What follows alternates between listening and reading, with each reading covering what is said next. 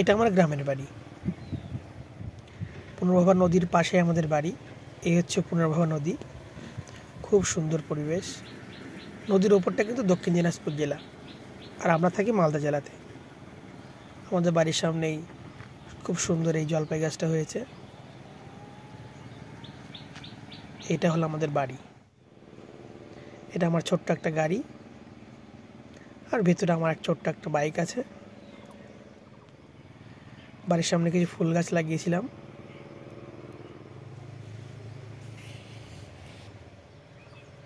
দেখতে পাচ্ছ খুব সুন্দর ফুল ফুটেছে। ওই দেখতে পাচ্ছ ধানের মেশিন। আমরা কিন্তু বাড়িতেই ধান ভাঙাই।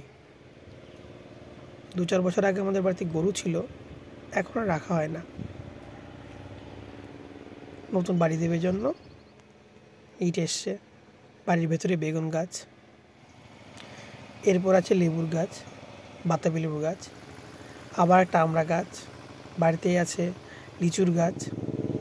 এরপরে চলো দেখতে পাচ্ছ আমাদের